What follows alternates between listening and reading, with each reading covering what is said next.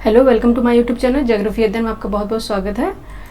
Good morning बच्चों, good morning class. मैं आज आई हूँ इसलिए मुझे एक बहुत मोस्ट इम्पॉर्टेंट जानकारी देनी है कि आपने जैसे थंबनेल में देख ही लिया होगा कि पीसीएस के एग्ज़ाम के बारे में यूट्यूब में काफ़ी अफवाह फैल रही है, काफ़ी लगातार चल रहा है कि एग्ज़ाम पोस्टपोन्ड होगा कि नहीं होगा।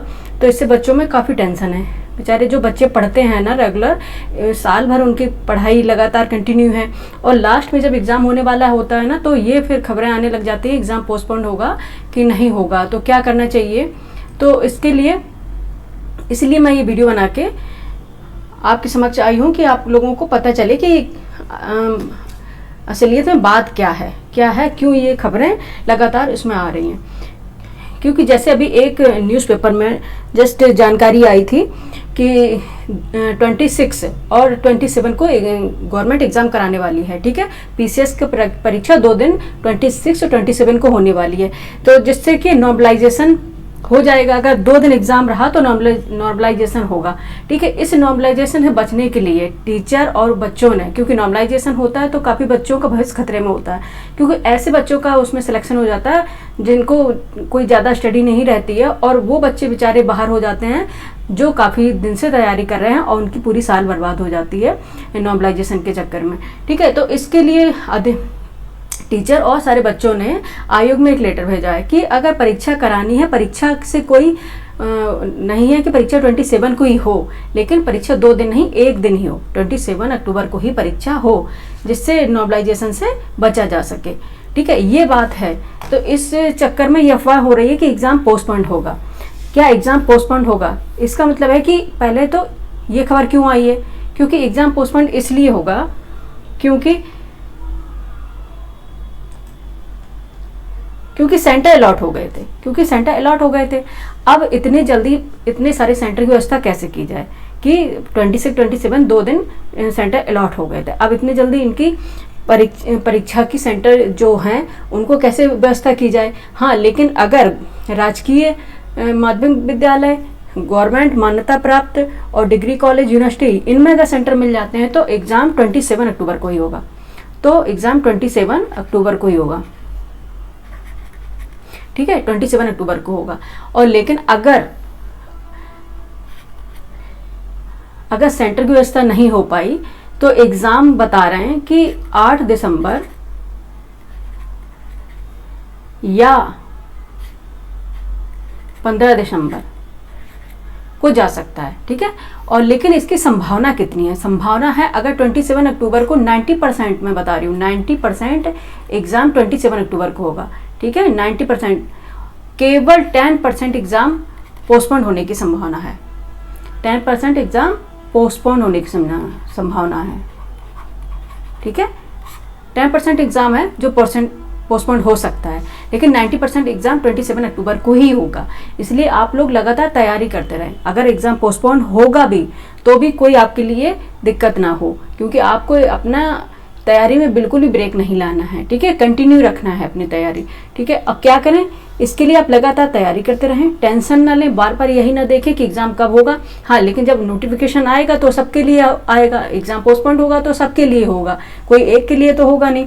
अभी लेकिन कोई नोटिफिकेशन नहीं आया है कि 8 दिसंबर होना है, 15 दिसंबर। ये यूट्यूब में खबरें चल रही हैं कि मे भी, क्योंकि इसका ये कयास कैसे लगा रहे हैं, बता रहे कि 17 नवंबर को बीपीएससी होने वाला है।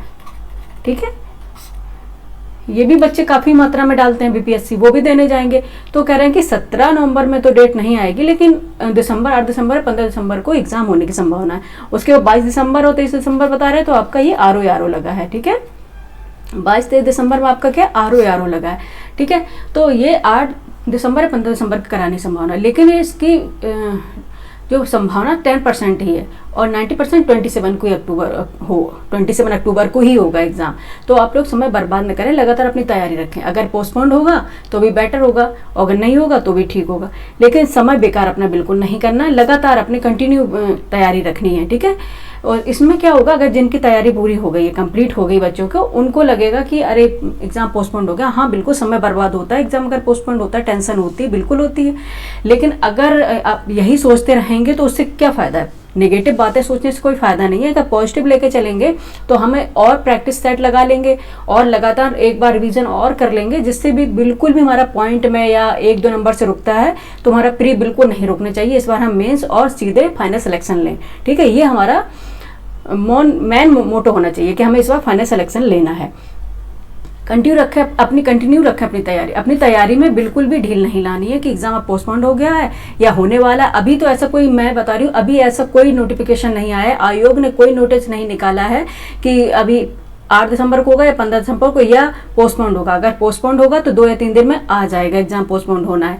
लेकिन आपको सिर्फ यही लेके चलना है कि एग्जाम 27 अक्टूबर को होगा। आपकी तैयारी कंप्लीट होनी चाहिए 100%, ठीक है। और किसी बातों में नहीं आना है, यूट्यूब की उनमें नहीं आना है कि ये मार्केट है, लोग अपने व्यू बनाने के लिए ये करते रहते हैं, ठीक है। लेकिन आप लोगों को अपनी तैयारी कंटिन्यू रखनी है, ठीक है। कल हम फिर लेके आएंगे। ये बस हम ये जानकारी लेने के लिए मैं इसलिए ऐसे व्यूज से, ऐसे वीडियो से दूर रहती हूँ, ठीक है। क्योंकि मेरा ये नहीं, बच्चों को गलत जानकारी देना मेरा बिल्कुल मकसद नहीं है, ठीक है, कि बच्चे गलत जानकारी लें और टेंशन में बच्चे अपना रहें।